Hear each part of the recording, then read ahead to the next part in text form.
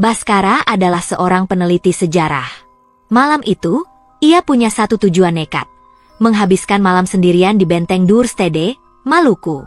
Bukan untuk mencari hantu, katanya pada diri sendiri. Ia hanya ingin merasakan getaran sejarah dari tempat Kapitan Patimura pernah berjuang. Dengan sebuah alat perekam dan senter, ia merasa lebih dari siap. Saat senja tiba, benteng itu terasa megah. Bau garam dari laut dan lumut yang lembab menempel di udara. Ini baru namanya bau sejarah, gumam Baskara sambil tersenyum, lalu menyalakan alat perekamnya. Suara ombak yang menghantam dinding benteng terdengar menenangkan. Dari kejauhan, suara azan dari perkampungan warga perlahan hilang ditelan angin malam. Setelah itu, yang tersisa hanyalah sunyi. 1 jam pertama berlalu dengan tenang. Baskara berkeliling, menyentuh dinding-dinding batu yang dingin, membayangkan pertempuran yang pernah terjadi di sana. Namun, saat malam semakin pekat, suasana mulai berubah. Angin laut yang tadinya sejuk kini terasa membawa hawa dingin yang aneh, membuat bulu kuduknya berdiri. Tiba-tiba, dari lantai atas benteng, ia mendengar suara. Seperti ada yang menyeret sepatu di lantai batu. Baskara langsung menyorotkan senternya ke atas. Tidak ada siapa-siapa. Hanya binatang malam, pikirnya, mencoba menenangkan diri. Ia adalah orang yang percaya logika, dan logika berkata bahwa benteng tua ini pasti punya banyak penghuni tak diundang seperti tikus atau musang. Ia kembali fokus pada alat perekamnya, namun hawa dingin itu terasa semakin menusuk. Kali ini, ia mencium aroma yang ganjil. Di antara bau garam dan lumut, tercium bau samar seperti bubuk mesiu yang terbakar. Aroma yang seharusnya sudah hilang ratusan tahun lalu. Jantungnya mulai berdebar sedikit lebih kencang. Ini adalah hal yang tidak bisa dijelaskan oleh logika. Saat itulah ia melihatnya. Di dekat salah satu lubang pengintai yang menghadap ke laut, berdiri sesosok pria. Pria itu mengenakan seragam tentara Belanda zaman dulu, warnanya sudah kusam. Wajahnya pucat dan tampak sangat lelah. Ia tidak terlihat seperti hantu di film-film. Ia tampak padat dan nyata, hanya saja kehadirannya terasa salah. Baskara terpaku di tempat. Setengah dari dirinya, sebagai sejarawan, merasa takjub. Setengahnya lagi berteriak ketakutan. Pria berseragam itu perlahan berbalik menatapnya. Matanya tidak marah atau jahat, melainkan penuh dengan permohonan yang dalam. Mulutnya terbuka seolah ingin bicara, tapi tidak ada suara yang keluar.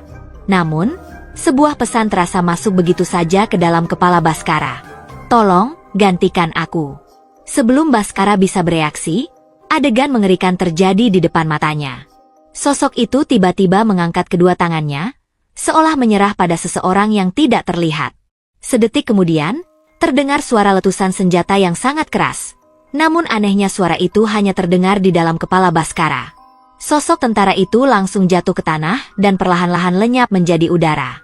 Cukup sudah. Baskara tidak peduli lagi dengan penelitian atau sejarah. Rasa takut yang dingin menjalari seluruh tubuhnya. Dengan tangan gemetar, ia buru-buru mematikan alat perekam, memasukkannya ke dalam tas, dan berlari sekuat tenaga menuju gerbang keluar. Napasnya terengah-engah saat ia hampir sampai di gerbang utama. Tapi langkahnya mendadak berhenti. Jantungnya seakan berhenti berdetak. Di bawah gerbang batu itu, ia melihat seorang pemuda.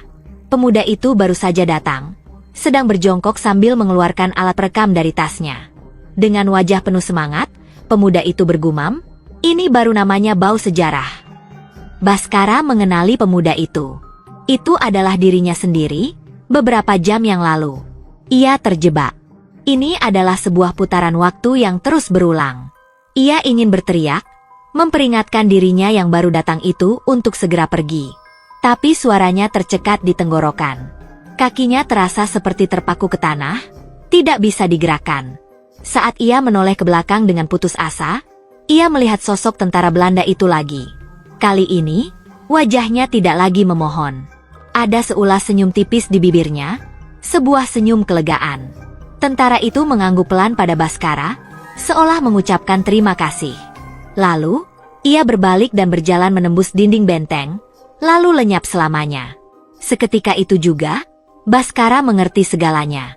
Arwah itu akhirnya bebas karena ia telah menemukan penggantinya. Sebuah beban yang sangat berat terasa menekan pundak Baskara. Rasa takutnya perlahan hilang, digantikan oleh perasaan hampa dan tugas yang tak akan pernah berakhir.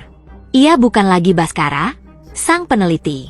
Kini, ia adalah penunggu benteng ini. Ia berdiri dalam diam di kegelapan, menatap dirinya yang lebih muda memulai malam panjangnya, dan tahu bahwa ia harus menunggu.